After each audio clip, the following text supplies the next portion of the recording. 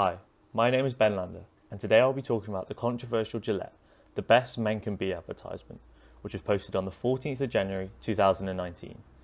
The video generated over 33 million views on YouTube, with 809,000 likes, but with also 1.5 million dislikes. The choice of platform to launch this new campaign is not uncommon amongst many companies in today's digital era.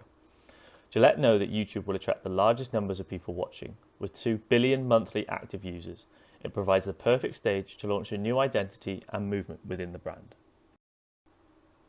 The campaign's primary objective is about men taking more responsibility for their actions and also challenging themselves and others around them to do more. This could be in terms of looking out for others or by simply saying the right thing in a certain situation. Ultimately, it's all about setting an example for the younger generation. Boys of today will be the men of tomorrow is the powerful closing statement that they use. In my opinion, this is the original message, which perhaps got lost along the way. Gillette brand director said that they were simply trying to upgrade the selling line, which they've had for 30 years, and make it more relevant. The news articles shown in the ad are from the Me Too movement initiative, and therefore this highlights Gillette's support for this movement. Here, I believe, is where the controversy was created. For a brand with a long line of loyalty with men, it's an interesting choice of campaign to be an advocate for. The target audience here would mainly be men. I feel like the advertisement is trying to address men as a whole, but particularly younger males and fathers. The message has been marketed towards young men by the use of pronouns like we, and then by using other subtle words, it creates a unifying nature which makes us feel like something that we're all a part of and all need to address together. The ad is very clever and deliberate with its choice of messages, especially when it uses classic stereotypical clips of men to highlight the point that these outdated views simply cannot continue. A powerful clip for me is in the boardroom meeting, when the man talks over the woman and says what I actually think she's meant to say.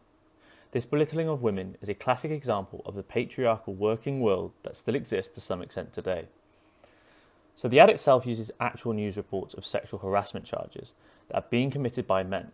And here is where Gillette begin to showcase how they believe men should behave, with many examples of seemingly young males stepping into situations to either help others in need or actually stopping some of the outdated behaviour shown in the earlier advert. In regard to marketing theory with such a controversial and powerful campaign, it wasn't long before it gained huge online attention and word of mouth spread.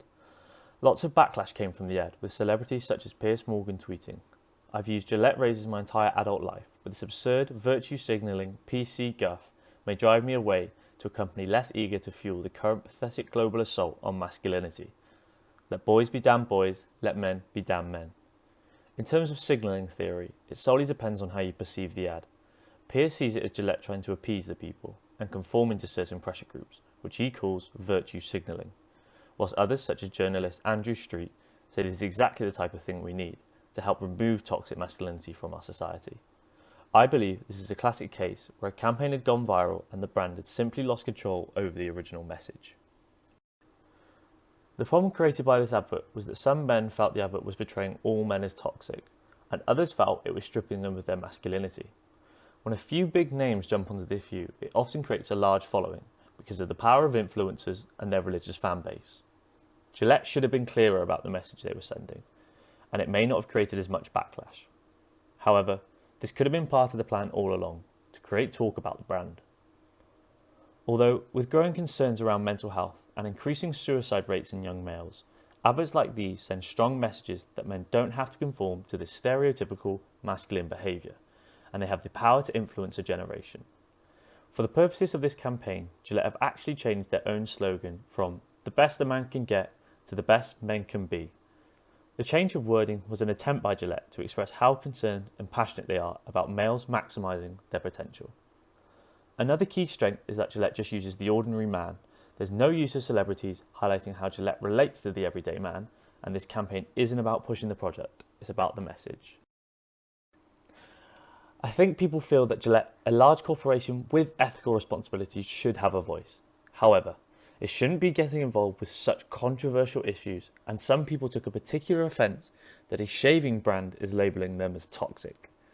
My recommendations moving forward would be that Gillette need to keep their promise of donating $1 million every year to charities that help men achieve the best they can, although I feel like Gillette should stick to what they do best, which is shaving, and in future campaigns remind the customer of why they've chosen Gillette for so many years. Perhaps the next campaign could be centralised around shaving and partner with someone who endorses the brand and is a person that everyone can get behind.